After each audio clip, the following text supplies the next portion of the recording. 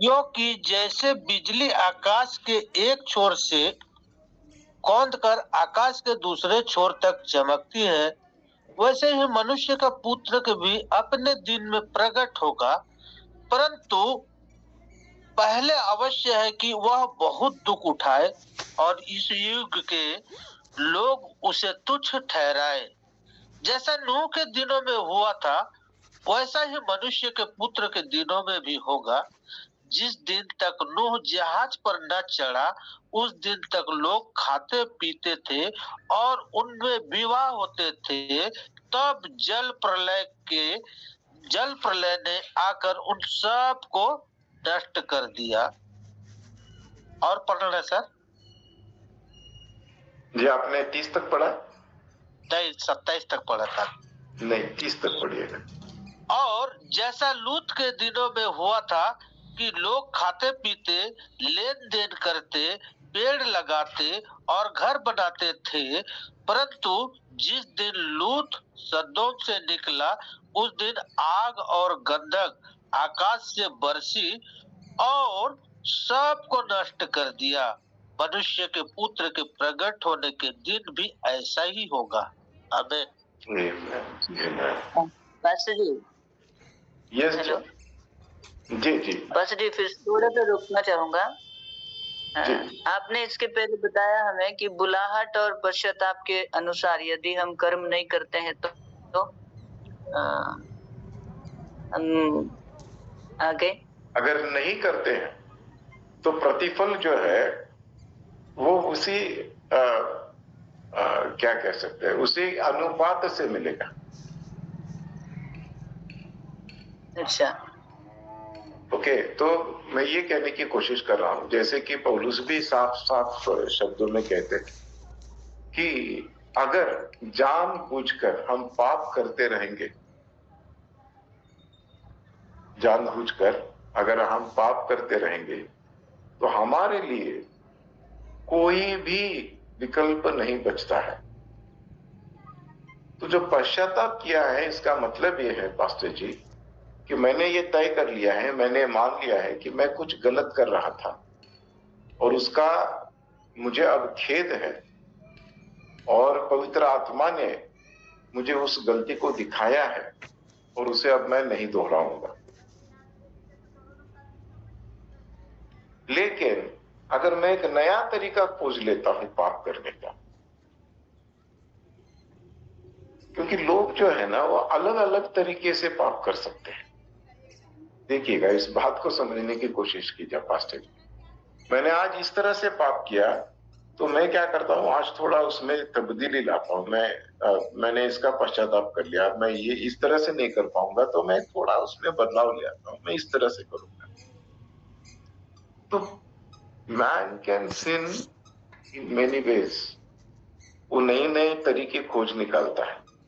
जैसे कि हमारे देश में होता है, कोई कानून बनता है तो कानून जैसे ही बनता है उसमें कुछ लूप होल्स होते हैं जो हम लोग जो है, हमारे लॉयर्स है या हमारे बुद्धिजीवी है, वो खोज निकालते हैं और कानून का स्थान वहीं पर बना है। कानून तो है, लेकिन हम लोगों ने कुछ ऐसे रास्ते खोज लिए हैं जिसे कि हम लोग इसको बाईपास कर सकें।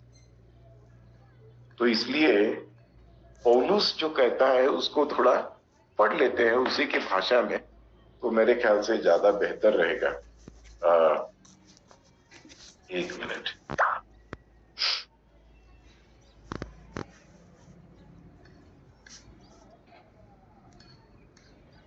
इब्रानी की किताब खोलते हैं।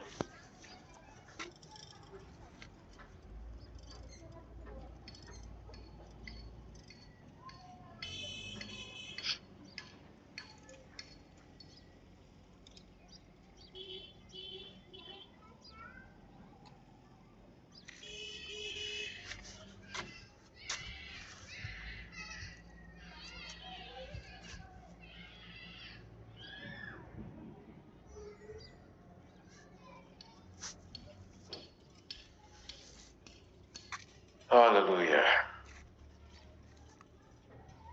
इब्रानी क्या बोले सर? इब्रानी का 10वां अध्याय, उसका 26वां वचन पढ़ लेते हैं, 26। Hebrew chapter 10 verse 26। क्योंकि सच्चाई को पहचान प्राप्त करने के बाद यदि हम जानबूझकर पाप करते हैं तो पापों के लिए फिर कोई बलिदान बाकी नहीं। तो गलतियों को सुधारने का एक समय, हम लोग इसे इस तरह से कह सकते हैं कि गलतियों को सुधारने का एक समय हमें दिया गया है। उस समय के दौरान अगर हम लोग अपने जीवन शैली को नहीं बदलते हैं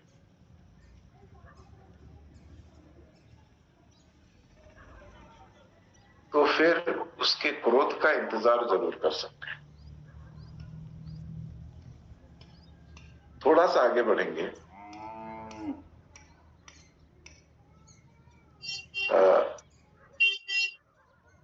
27वां वचन पढ़ लेते हैं, 28वां वचन पढ़ लेते हैं और 29वां भी पढ़ लेते हैं।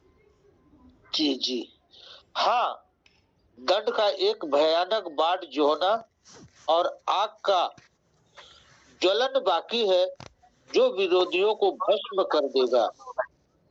जब मूसा की व्यवस्था का न मानने वाला 2 या 3 जनों की गवाही पर बिना दया के मार डाला जाता है तो सोच लो कि वह कितने और भी भारी दंड के योग्य ठहरेगा जिसने परमेश्वर के पुत्र को पापों से रौंदा और वाचा के लहू को जिसके द्वारा वह पवित्र ठहराया गया था अपवित्र जाना है और अनुग्रह के आत्मा का अपमान किया। हम जानते हैं क्योंकि हम उसे जानते हैं जिसने कहा पलटा लेना मेरा काम है, मैं ही बदला दूंगा, और फिर यह कि प्रभु अपने लोगों का न्याय करेगा। आमीन। तो इतना सब कुछ न्याय के विषय में अगर हम लोग देखेंगे तो लिखा हुआ है pastor ji, how much sorer punishment suppose shall he be thought worthy who hath trodden underfoot the Son of God, and hath counted the blood of the covenant wherewith he was sanctified an unholy thing, and hath done despite unto the Spirit of grace. तो जिसने प्रभु को जाना, जिसने पवित्र आत्मा को जाना, जिसने परमेश्वर के अनुग्रह को जाना, वो अगर गलतियां करता है, बार बार उन्हीं गलतियों को दोहराता है, बार बार पाप करता है, तो उसके साथ प्रभु जो है वो किस तरह से पेश आएंगे। तो ये पौलुस का विचार है, सबसे महान मिशनरी का विचार, सबसे पढ़े लिखे व्यक्ति के विचार है। तो हम लोगों को इस पे गौर करना चाहिए। अपने कलीसिया के लोगों को ये समझाना बहुत जरूरी है कि वन सेव्ड ऑलवेज सेव्ड परमेश्वर के राज्य में नहीं काम करता है। For that you need to have a disciplined life.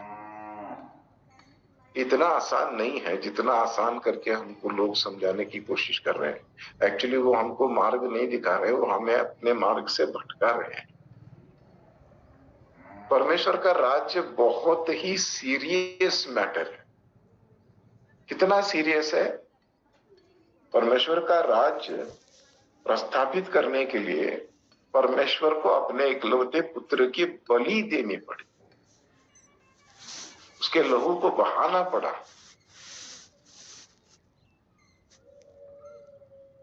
परमेश्वर इसके बारे में बहुत गंभीर है, हमें भी गंभीरता से देखना चाहिए। ये कहते हुए बड़ा आसान लगता है कि मेरे पापों को परमेश्वर ने माफ कर दिया। ग्रेस में जो लोग हैं, अनुग्रह का जो लोग पुरस्कार करते हैं, वो कहते हैं कि तुम आने वाले दिनों में, आने वाले सालों में भी जितने पाप करोगे वो भी तुम्हें माफ किए गए।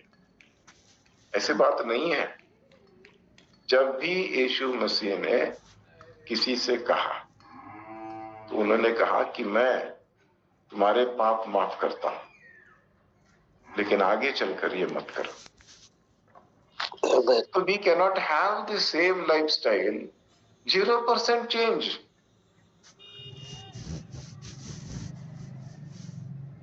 अभी जो चल रहा है ना भाई साहब, हमारे देश में जो चल रहा है अभी, क्या चल रहा है? मे बी 15% ग्रोथ जो क्रिश्चियनिटी में अब दिखाई दे रहा है हम लोगों को, पंजाब में हो रहा है, आंध्रा में हो रहा है, यहाँ हो रहा है, वहां हो रहा है, यूपी में हो रहा है, फलाने जगह हो रहा है। बड़ी अच्छी बात है सर, बड़ी अच्छी बात है। 15% growth, I don't mind 25% growth होने दो, चलो, but 0% change is dangerous. Growth important नहीं है, चेंज इंपॉर्टेंट है, बदलाव जरूरी है। और वो आत्मिक बदलाव जब हमारी आत्मिक एक जो आयाम है, एक स्पिरिचुअल रिल्म है, उसमें जो बदलाव आता है ना, वो इस जीवन में दिखाई देता है, इस भौतिक जीवन में दिखाई देता है। Spiritual realm is also connected to our physical realm. जो आज हमें चाहिए उसे पहले हम लोग देखते हैं स्पिरिचुअल रिल्म में होता हुआ, और वो चीजें जो है वो हमारे भौतिक जीवन में दिखाई देती है। तो भौतिक जीवन में कुछ दिखाई देना जरूरी है। That change has to be affirmative.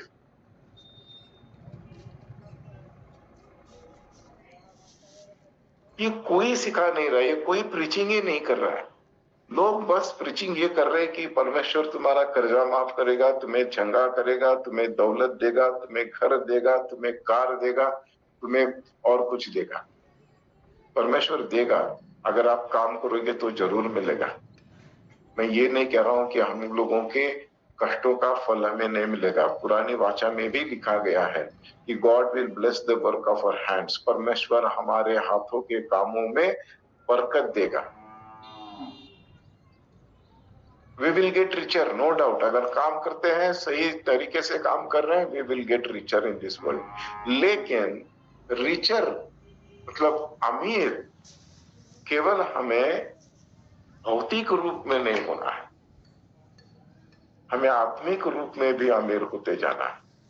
We need to grow in the Lord, we need to go richer in the Lord. परमेश्वर में हमें चाहिए कि हम लोग आगे बढ़ते जाएं और अपनी उन्नति को हासिल करें, आत्मिक उन्नति को हासिल करते जाएं। तो ये बात समझना जरूरी है कि हमारी जो जरूरतें हैं वो परमेश्वर जरूर पूरा करता है। वो उन्होंने खुद अपनी आवाज में कहा है, अपने ही शब्दों को अपनी आवाज में ही उन्होंने कहा। गॉड नोज, परमेश्वर जानते हैं कि आपको क्या चाहिए। आपका मुंह आप खोलने के पहले परमेश्वर आपके विचारों को जानते हैं, आपके जरूरतों को जानते हैं। लेकिन जरूरतें पूरी करने के लिए परमेश्वर की तरफ अगर हम लोग देखेंगे तो ऐसा होगा जैसे मानो हम लोग अपना एक कार्ड है यीशु मसीह नाम का, उसे लेकर किसी एटीएम के सामने खड़े हैं। ना तो यीशु मसीह कार्ड है, ना ही परमेश्वर एटीएम की मशीन।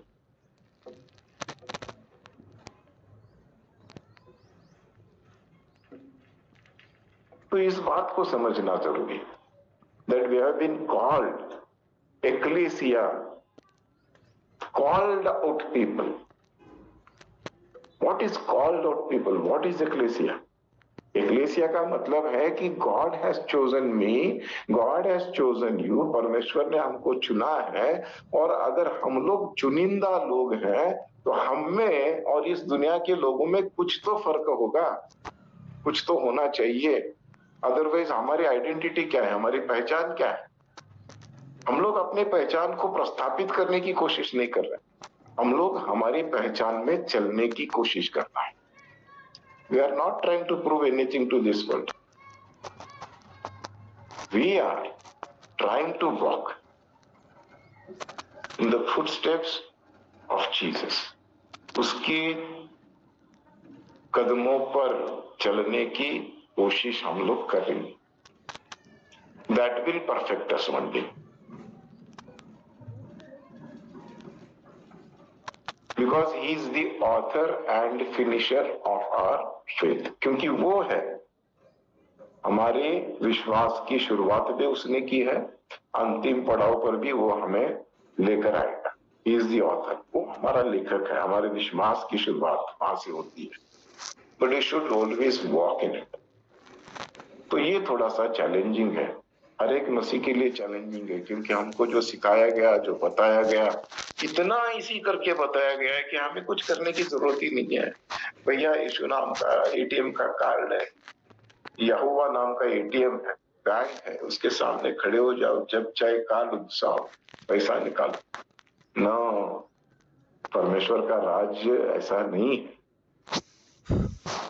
ये परमेश्वर का राज्य नहीं है। परमेश्वर का राज्य है जो अब हम लोग पढ़ने की कोशिश कर रहे हैं, जो सीखने की कोशिश कर रहे हैं, और वो ये है कि ये कठिन है। It is not easy. तो उसके अनुसार फल लाना है, उसके अनुसार हमको जीना है। तो इन शब्दों को अगर देखने की, समझने की कोशिश करेंगे तो ये जो अंत का समय है उसमें हम लोग देख सकते हैं अपने आप को कि हम लोग कहां तक भटक चुके हैं। हमको भटकाया गया है। ये खासकर वेस्टर्न प्रीचर्स जो है ना, वो आते हैं प्रॉस्पेरिटी का गॉस्पेल लेके। अरे भाई, वो प्रॉस्पेरिटी का गॉस्पेल इस गॉस्पेल में कहीं है ही नहीं, परमेश्वर के वचन में कहीं है ही नहीं है। इन लोगों ने एक एक वचन को लेकर उस वचन के आधार पर ये बातें जो है कहना बताना शुरू कर दिया, और लोग जो है दे देकर उन आशीषों को न पाने की वजह से तरसते थे कि कुछ मेरे जीवन में होगा, लेकिन हुआ कुछ नहीं। तो फिर बाद में उनको पता चला कि मैं तो इसे आमिर कर रहा हूं। जैसे हमारे यहाँ पे जो है, मैं मेरे इलाके के बारे में बताता हूँ। हमारे यहाँ पे एशिया का सबसे मतलब सेकंड सबसे बड़ा शुगर फैक्ट्री है। एक गांव है यहाँ पे, हलकर्णी नाम का, उस गांव में एशिया का सेकंड नंबर का शुगर फैक्ट्री है। जितने लोग यहाँ पर शुगर केन लगाते हैं, वो लोगों का शुगर केन वो फैक्ट्री खरीदती है, और उसका उस गन्ने का शक्कर बनने के कई महीने बाद, बेचने के बाद में वो ये जो खेती बाड़ी करने वाले हैं उनको पैसे मिलते हैं। तब तक जो है आनंद कौन उठा रहा है? ये जो शक्कर कारखाने का चेयरमैन है, वो उसको एक खांसी भी आ गई, सर्दी भी हो गई तो एक सबसे बड़े अस्पताल में एडमिट होता है, क्योंकि वो कारखाने का पैसा है, फैक्ट्री का पैसा है, ऐश वो कर रहा है। तो हमारे यहाँ पर मैं इस तरह के इस बिजनेस को इस कलीसिया के साथ इसलिए जोड़ रहा हूं, क्योंकि कुछ लोग जो है उन लोगों ने इसे बिजनेस समझ के रखा है, इसका बिजनेस बना दिया है। दो तो तुम्हें दिया जाएगा, दो तो तुम्हें दिया जाएगा, परमेश्वर ऐसा करेगा, परमेश्वर वैसा करेगा, मैगी इंस्टेंट नूडल के जैसा परमेश्वर तुम्हें आशीषित करेगा, ये यहाँ से पैसा आएगा, वो वहां से पैसा आएगा। ऐसी बातें बोल बोलकर हम खुद को भी रुझाने की कोशिश कर रहे हैं और लोगों को भटकाने की कोशिश कर रहे हैं। और जो सचमुच का गॉस्पेल है, जो गॉस्पेल सुसमाचार है, वो ये है कि यीशु मसीह इस दुनिया में इसलिए आया ताकि वो मुझे मेरे पापों से आजाद कर सके, शैतान के चंगुल में जो मैं फंसा हुआ था वो उससे मुझे मोल देकर अपने लहू का छुड़ा सके, और अपने साथ एक दिन परमेश्वर के इस नए राज्य में, स्वर्ग में मुझे ले जा सके, जहां मैं हमेशा के लिए उनके साथ रहूं। गॉस्पेल ये है कि मैं नरक में जाने वाला था, लेकिन परमेश्वर ने मुझे मेरा हाथ पकड़कर स्वर्ग के रास्ते पर ले आया। That is the gospel. Gospel is not limited to prosperity and healing. And deliverance, ये तो पार्ट एंड पार्सल है। जैसे यीशु मसीह आते हैं हमारे जीवन में, ये सब घटनाएं घटना शुरू हो जाती है, क्योंकि वो राजाओं के राजा है, प्रभुओं के प्रभु है। स्वर्ग पृथ्वी का सबका निर्माण उसने किया है। परमेश्वर का वचन कहता है कि my God owns the cattle on the 1000 hills. जितने भी तुम्हें पहाड़ नजर आते हैं, उतने उस पर जितना जो कुछ भी जानवर है, जो भी है, वो सब परमेश्वर का है। परमेश्वर का खजाना जो है इस धरती के अंदर भी छिपा हुआ है। सोना है, चांदी है, प्लैटिनम है, हीरे हैं, जो है वो सब परमेश्वर का है। और जो इसके पास है वो भी मेरा है, क्योंकि वो मेरे पिता है। और जैसे मुझे जरूरत होगी, परमेश्वर मेरी जरूरतों को पूरी करेंगे। तो हमें ये समझना जरूरी है और ये लोगों को बताना जरूरी है। चंगाई के लिए मत आओ। अगर तुम कलीसिया में आ रहे हो तो अपने उद्धार के लिए आओ, चंगाई अपने आप मिल जाएगी। लेकिन जो फोकस है वो उद्धार है। किसी को लालच देकर, किसी को लालच देकर कलीसिया में नहीं लाना है, वो नहीं रहेगा। पंजाब में वही होता है। बहुत सारे लोग आते हैं और मैंने देखा है उनकी जरूरत पूरा होने के बाद वापस भी चले जाते हैं। तो ये जो विषय है, इस विषय की गहराई को समझना जरूरी है। परसों एक छोटा सा वीडियो देख रहा था, बहुत छू लिया उसने मुझे। एक IIT बम्बई या जमशेदपुर कहीं से ग्रेजुएट हुआ था, बहुत बड़ा व्यक्ति है। वो कुंभ मेले में आया था, वो नागा साधु बन गया है। पढ़ा लिखा आदमी, IIT में एडमिशन नहीं मिलता है भाई साहब, लेकिन वो वहां का ग्रेजुएशन करके, इंजीनियर होके, 4 साल का बहुत सारे अन्य कोर्स करके वो अब नागा साधु बन गया है। और एक वीडियो आया था, सबसे 4 सुंदर नागा साध्वियां, सबसे सुंदर 4 नागा साध्वियां। अगर वो चाहती तो बॉलीवुड में जा सकती थी, इतनी सुंदर है, लेकिन वो नागा बन गई है। क्यों? क्योंकि उनको आत्मिक जीवन से लगाव है, उन्हें भौतिक जीवन से कुछ लेना देना नहीं। तो इतने पढ़े लिखे लोग क्यों नागा साधु बन रहे हैं? वो मसीह क्यों नहीं बन रहे हैं?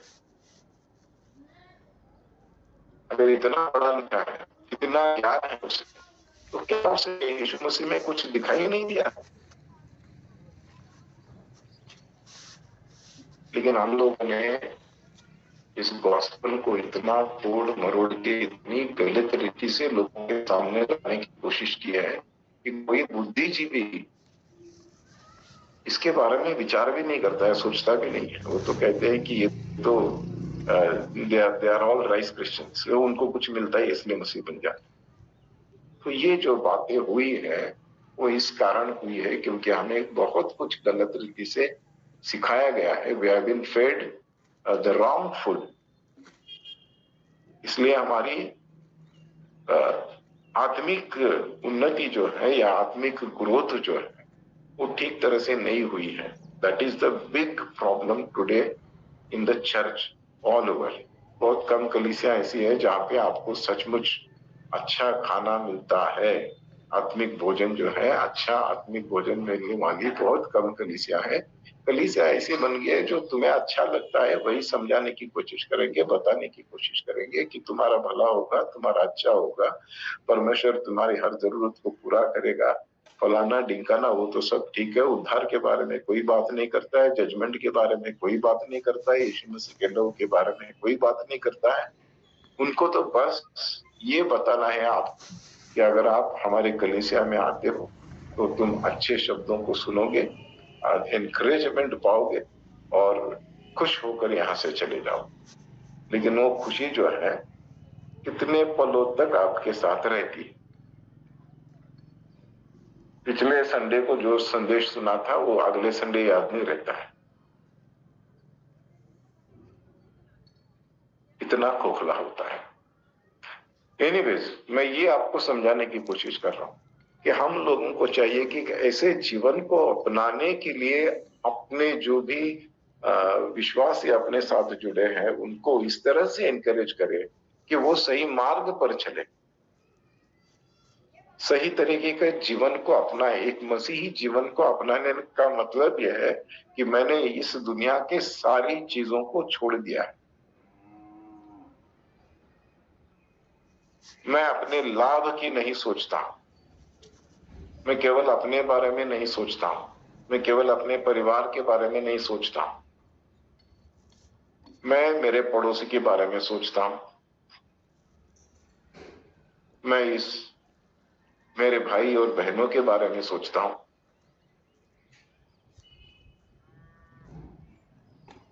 इसके बारे में बहुत गहराई से समझने की जरूरत है। मसीह जीवन का मतलब त्याग है, जो त्याग का उदाहरण हमारे सामने सबसे बड़ा तो यीशु मसीह का है। There is no doubt about it. पिता का भी है। पिता ने अपने इकलौते पुत्र को हमारे लिए दे दी। कौन है? बस हमारी अहमियत ये है, हमारी कीमत ये है कि हमें परमेश्वर ने रचा, अपने हाथों से मुझे बनाया। ये छोड़कर मेरी कोई कीमत नहीं। और उसके कारण, क्योंकि उसने हमें छुआ है, उसने हमें बनाया है, तो वो सोचता है कि इनको बचा लिया जाए। तो ये उसका अनुग्रह है, उसकी करुणा है। मेरी कुछ मतलब देयर इज नो क्या कहूं मैं अपने आप को, मैं तुच्छ हूं। हम लोग, मेरी तो कोई हैसियत ही नहीं है, आई एम नोबडी। लेकिन फिर भी परमेश्वर चाहता है कि मुझे बचा लिया जाए। तो फिर कितनी बड़ी जिम्मेदारी है मुझ पर कि जिसने मुझे बचाया है उसका सम्मान मैं करूं अपने जीवन से। आमीन। अगर हमें कोई उठाकर 10,000 भी देता है ना, तो उसके प्रति हमारे मन में कितना परोपकार की भावना जो है वो हमारे मन में रहती है कि उसने मुझ पर इतना उपकार, मुझे 10,000 रुपए दी जब मुझे जरूरत थी। बिल्कुल सही समय मुझे परमेश्वर ने इस एक स्वर्गदूत के तरह इसने मेरी मदद करने के लिए इसे भेजा। उसके बारे में हमारे मन में बहुत क्या कहते हैं, रिस्पेक्ट होता है। लेकिन जिसने हमें अनंत काल के नरक की यातनाओं से छुड़ाया, जिसने हमें अपना इकलौता पुत्र दिया, उसके बारे में हमारे मन में कितना सम्मान है, कितना आदर है। और जब ये सम्मान और आदर बना रहेगा ना, जब इस बात को हम देखेंगे, तब फिर कुछ पाप करने के लिए मन नहीं करेगा। अपने आप को रोक पाएंगे नहीं। ये लग तो रहा है सही इस वक्त, लेकिन इसका परिणाम क्या होगा? क्या मैं, जैसे यहां पे लिखा है, मैं परमेश्वर का अपमान कर रहा हूं, यीशु मसीह को तुच्छ जान रहा हूं, उसे अपने कदमों तले रौंद रहा हूं? तो ये जो बातें हैं ना, ये फिर खटकने लगेगी, ये चुभने लगेगी। और ये तब होगा जब परमेश्वर के प्रति हमारा आदर बढ़ता जाए। मैं ये नहीं कह रहा हूं कि हमें डरना है। The fear of the Lord, fear का मतलब डर नहीं है, फियर का मतलब है आदर, सम्मान। और जब हम लोग आदर करेंगे, सम्मान करेंगे, देन हमारी बुद्धि क्षमता भी बढ़ती जाएगी। आत्मिक चीजों को स्वीकार करने के लिए आत्मिक रीति से भी हम लोग तैयार हो जाएंगे। भौतिक जीवन में जीने के लिए भी हम लोग बड़े ताकत के साथ तैयार हो जाएंगे। तो ये छोटी छोटी चीजों में ज्यादा ध्यान देने के बजाय जो बड़ा है उस पर ध्यान केंद्रित करने की कोशिश कीजिए, अपना भी, अपनी कलीसिया का भी, अपने जो परमेश्वर ने आपको विश्वासी दिए हुए जिन आत्माओं को, उन आत्माओं को उनकी आत्मिक उन्नति की ओर ले जाइए। भौतिक उन्नति तो काम करने से आ ही जाएगी भाई साहब, उसमें कोई दो राय नहीं है। जितना ज्यादा काम करेंगे उतना ज्यादा पैसा कमा सकेंगे और उतनी जल्दी सेटल हो जा सकते। लेकिन आत्मिक उन्नति के लिए परिश्रम करना जरूरी है। We have to work very hard for our spiritual growth। तो आज यहीं पे रुकते हैं, बहुत बोल गया मैं, लेकिन धन्यवाद हो परमेश्वर का। तो श्री जी, इन वचनों को और आगे हम लोग पढ़ते जाएंगे और इनको समझने की कोशिश करेंगे और ये समझने की कोशिश करेंगे कि इनमें जो रहस्य है, इनमें जो सच्चाई है, उस सच्चाई को समझने की कोशिश करेंगे, उन रहस्य को समझने की कोशिश करेंगे, क्योंकि ये हमारे लिए बहुत जरूरी है। अंत के दिनों में यही काम आने वाला है, दूसरा कुछ काम नहीं आने वाला है। किसी को भी हम लोग पहचानते हैं, किसी को भी जानते हैं, परमेश्वर के राज्य में उसकी पहचान जानना कुछ काम नहीं करता है। तो हमें बस उसको जानना है। जितना ज्यादा हम लोग उसे जानेंगे, पहचानेंगे, उतनी आसानी से हम लोग परमेश्वर के राज्य में प्रवेश कर पाएंगे। चलिए प्रार्थना करते हैं, रुकते हैं आज यहीं पे। Sister Sunita, are you still around? Could you please lead us in prayer?